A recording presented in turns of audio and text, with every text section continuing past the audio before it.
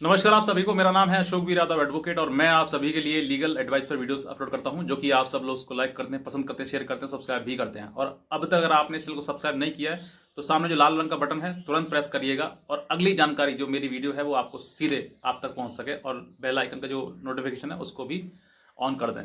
तो आज हम बात करते हैं एक ऐसी ही पति पत्नी की झगड़े की, जो कि मोस्ट कॉमन चीज है। और आप के अगर आसपास नहीं है तो आप कोर्ट में एक बार देखेंगे तो कोर्ट में आपको पता लगेगा कि कितनी महिलाएं जो हैं, पति पत्नी परेशान हैं, छोटी छोटी बातों के लिए झगड़ा करना, छोटी छोटी बातों की वजह से कोर्ट में आ जाना और कोर्ट में आकर अपना फिर समय, वो जो अपनी लाइफ है, समय है, बर्बाद करना। ये सब चीज़ें कॉमन है, हो चुकी हैं आज के समय।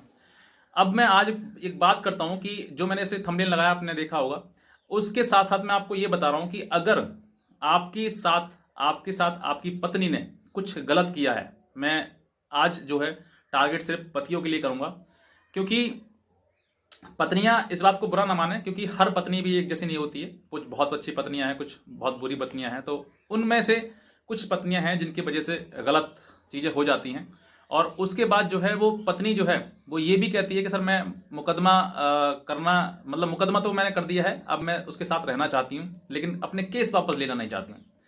तो ऐसे समय पर देखिए, जब काफी समय हो जाता है और पति को भी ये समझ में नहीं आता है कि आप करें तो करें क्या, तो ऐसे समय पर आपको वकील भी आपको एडवाइस करता है कि चलिए जो है, अगर हो सकता है किसी प्रकार से तो आप उस चीज को खत्म करिएगा और आप अपने जीवन में आगे बढ़ो, एक मौका आपको दे दिया जाए। तो ऐसा ही एक हमारे ही सब्सक्राइबर हैं जिन्होंने हमें फोन करके बताया कि सर मेरे साथ में मेरी पत्नी है, उसने मुकदमे कर दिए हैं, कर दिए थे, मतलब अभी नहीं, पहले की बात है। तो इनके साथ में जो है ये इनका पहले डिस्प्यूट हुआ, लड़ाई झगड़ा हुआ। अब लड़ाई झगड़ा किस वजह से हुआ, मैं आपको उसमें समय खराब नहीं करना चाहूंगा, लेकिन सीधे पॉइंट पर आऊंगा मैं आपसे बात करने पर कि इनके साथ में पहले लड़ाई झगड़े हुए आपस में, किस वजह से हुए। लेकिन वही केस केस जो है, कॉमन चीज वही है, सेक्शन 498 लगा दिया इन पर, मेंटेनेंस लगा दिया इनके ऊपर, डीबी का मुकदमा कर दिया इनके ऊपर। ये जो है इन केसेस की वजह से बहुत ज्यादा परेशान हो गए, अपने मेंटली हालात जो है वो स्थिति खराब कर चुके, क्योंकि इनके परिवार में कोई नहीं है, सिर्फ और सिर्फ इनकी माँ है और ये खुद हैं। मतलब दो व्यक्ति हैं, ये दो वजह हैं। और एक इनकी पत्नी है जिसने इन पर इतने मुकदमे ठोक दिए कि वो पति समझ नहीं पा रहा कि मैं जीऊं या फिर कुछ और करूं। तो ऐसे समय पर जो है मतलब उनको इन्होंने जब ज्यादा ही परेशानी देखी कि चलो ठीक है, अब इन्होंने काफी कोशिश करी, पत्नी के आगे गिड़गिड़ाए, हाथ पैर जोड़े, सोचा कि चलो इस तरीके से मेरा घर बस जाए। काफी कोशिश करी, कोशिश में हालांकि ये कामयाब हुए, क्योंकि पत्नी भी यही चाहती थी कि सारे तो मुकदमे मैंने कर दिए, अब मेरे नीचे मतलब झुककर मेरे सामने वो माफी मांगे, मुझे गिड़गिड़ाए, मुझसे मनाए मुझे, और मुझे फिर लेके जाए, और लेकिन मैं उसके ऊपर मुकदमे चलाती रहूंगी।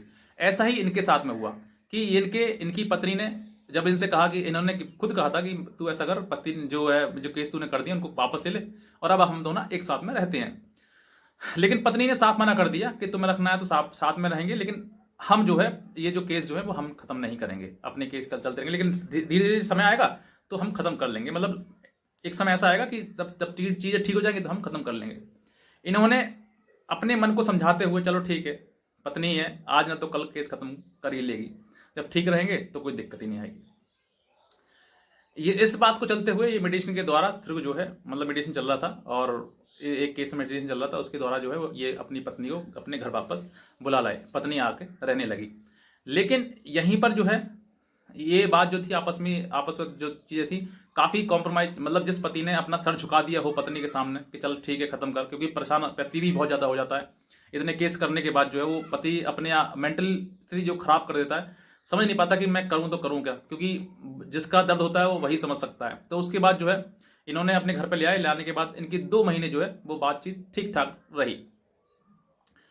उसके बाद जो है ये बता रहे थे कि इनका ये एक बार मतलब अपनी पत्नी के साथ में ही शॉपिंग करने गए, और शॉपिंग करने के बावजूद जो है इनका जो एक्सीडेंट है वो हो गया। इनका रोड क्रॉस कर रहे थे, उस समय पर कोई एक टर्री वाला जो होता है, जो ई रिक्शा होता है, वो जो है उनको पैर में मार गया और पैर का उनका जो नीचे से टूट गया, पैर जो है टूट गया।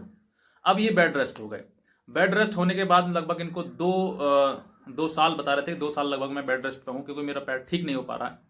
और इस दौरान जो है इसी जैसे चोट लगी थी, उसी के 1 महीने बाद ही पत्नी अपनी रफू चक्कर बोली, मतलब अपने मायके पर चली गई, और मायके जाने के बाद जो है वो इनसे इनके इनके खिलाफ जो है एप्लीकेशन दे दी। अब एप्लीकेशन से पहले भी कुछ चीज़ें हुई, मैं आपको वही बताना चाह रहा हूँ कि ये जो थी वो प्रेग्नेंट हो गई थी। अब प्रेग्नेंट के दौरान जो है उन्होंने कुछ समय बाद जो है पत्नी ने जो है उससे पैसे मांगे कि मुझे डिलीवरी के लिए पैसे दो, पैसे चाहिए। तो उसने खुद कहा कि मैं तो खुद बेड रेस्ट पर हूँ, तुझे मेरी यहाँ पर आकर सेवा करनी चाहिए, बल्कि तू तुम घर छोड़ के जो है मायके चली गई और मायके मेरे से पैसे मांग रही है, मेरे खुद पैसे लग रहे हैं, मेरे पैर टूटा पड़ा है, मैं कैसे उठ के आऊँ। तो अब जो पत्नी जो है, हालांकि देखिए पत्नी का धर्म ये नहीं है कि अब लड़ाई झगड़ा हो गया, जो हो गया सो हो गया। अब इसके बाद जो है ये जो है पैर टूट गया तो कोई दिक्कत नहीं है, लेकिन पैर के बाद जो इनका कम से कम पत्नी का जो है ये धर्म बनता है कि उसकी समय पर उसके साथ रहे, उसकी सेवा करे कि भाई पैर टूटा है तो पैर भी उसी की वजह टूटा है, क्योंकि वो कहीं ना कहीं शॉपिंग कराने उसके लिए बाजार में घुमाने के लिए गया था।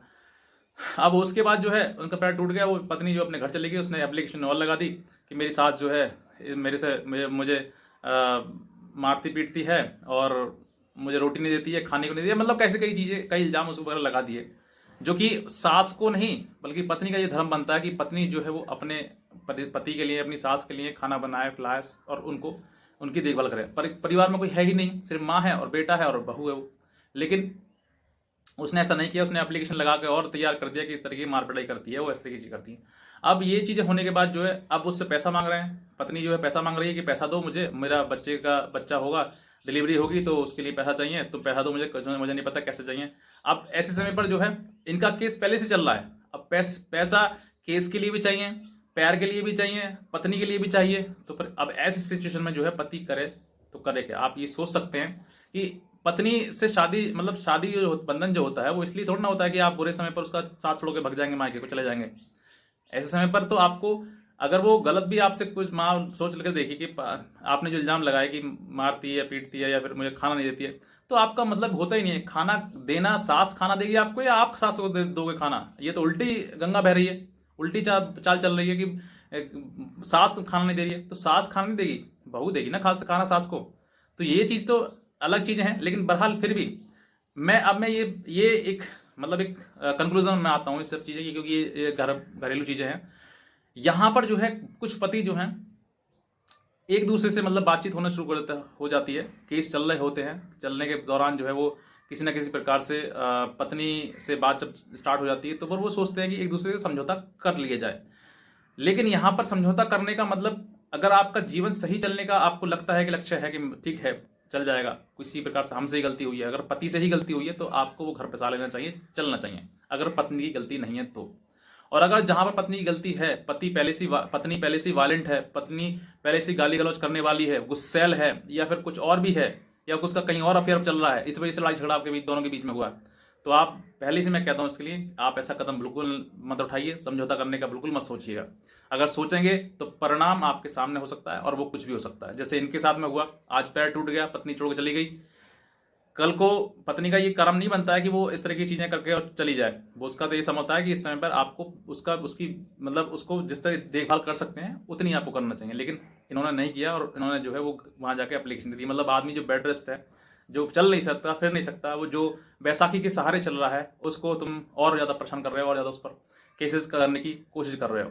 तो ऐसा नहीं होना चाहिए। लेकिन फिर भी मैं आपसे कहता हूँ दोनों चीज़ें ना, दोनों पहलू आपके सामने। आपका मन है, अगर आपको लगता है कि वाकई ऐसी पत्नी के साथ में जिसने मेरे पर केस कर दिए हैं और वो मेरे साथ में रहना चाहती है, अगर दोनों की किसी प्रकार की ट्यूनिंग बैठ सकती है, बन सकती है, तो बनाइएगा। और अगर नहीं बन सकती है तो ये डिसीजन बिल्कुल मत लीजिए, छोड़ दीजिए डिसीजन जो है। वैसा डिसीजन अगर आप ऐसा लेंगे तो जीवन में आज नहीं, क्योंकि जिसने आज आपके साथ आज सही नहीं किया वो गलत पूरे आगे जीवन लाइफ में आपके साथ में सही कैसे कर सकती है। वो जिसने आपके आज आपको 85 आपके ऊपर झूठे एलिगेशन लगा दिए, कई प्रकार के आपके ऊपर मुकदमे कर दिए, वो आपको चाहती है सिर्फ और सिर्फ परेशान देखना, वो चाहती है आपको सिर्फ और सिर्फ बर्बाद करना, वो चाहती है आपसे सिर्फ बदला लेना, वो चाहती है आपके साथ बुरा से बुरा व्यवहार करना। तो फिर आप ऐसा बिल्कुल भी निर्णय ना लें, जो कि आप आज तो सिर्फ आपके लिए आपके सामने ये 2-4 केस ही है और ये केस झूठे हैं, तो झूठे का कोई औचित्य नहीं है, कोई मतलब नहीं है। झूठ तो आज न तो कल सामने आना ही आना है। लेकिन अगर आप साथ रहेंगे और ऐसी चीज़ें आपके सामने लगातार होती रहेंगी तो फिर आप सोच कर देख लीजिए कि उसका परिणाम आप क्या होगा। क्योंकि इंसान जो है गुस्से में आकर कोई सा भी कदम उठा सकता है, लड़का हो या लड़की हो।